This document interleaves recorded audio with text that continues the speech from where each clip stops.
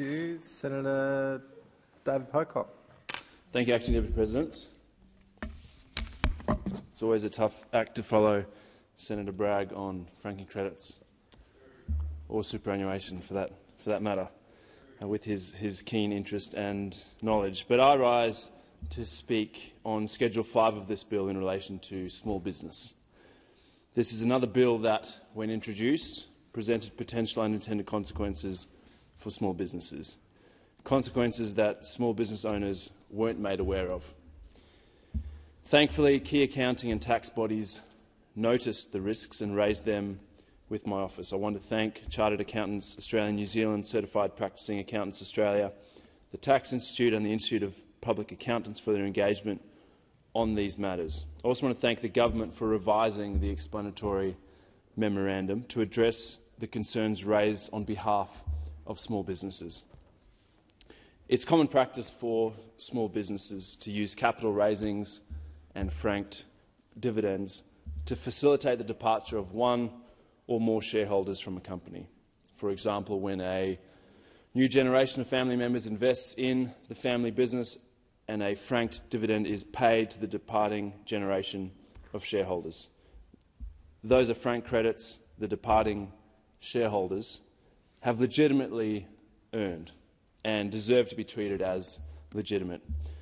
The government has offered assurances that such practices are not intended to be captured by this measure and has amended the explanatory memorandum to clarify this point, as well as making substantive amendments to refine the scope of the measure. Given these changes, I'm now in a position to support the amended bill. I'll also be moving a second reading amendment on the small and family business concerns related to this bill.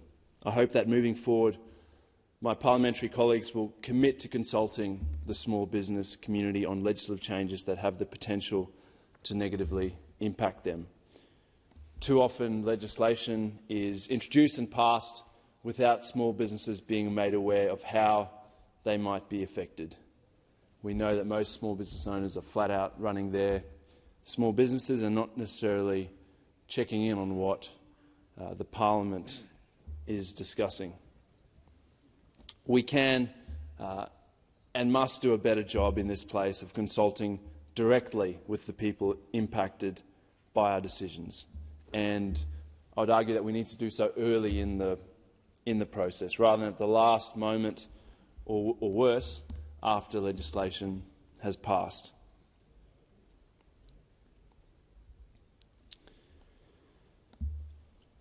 This was one of the clearest messages we heard from small business owners at a breakfast I hosted with Senator Maria Kovacic and Allegra Spender, MP, here at Parliament House. Over 120 people came along at 7:30 on a Monday morning to discuss the challenges small businesses are facing and how policy can be better designed to support them rather than hindering them and the work that they are doing. Many of those in attendance were Canberra small business owners who've never been invited into this building. They drive past it all the time, but they've never actually been invited in here to hear their concerns and opinions or how proposed government policies might change their lives for better or worse. We heard firsthand from how small businesses are struggling post-COVID to make things work, are struggling to try and increase wages to ensure that staff can pay for the things they need and to be able to retain staff. And as small business owners in a competitive environment and the challenges we're facing, that often means that they have to pick up extra shifts. They have to do nights where they're doing payroll, spend a Saturday or a Sunday working on their business. And this is one of the things that often isn't acknowledged when we impose additional requirements on them when it comes to legislation, often well-meaning and even changes that small business owners would agree with, but we need to understand and consider the impact that has on them and their ability to run their small businesses. We heard at our small business event that when costs rise, small business owners are hit twice. Their power bills go up at the office and at home.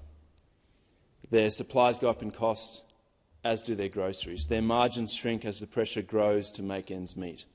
Interest rates rise and their mortgage repayments climb, as do their business loans.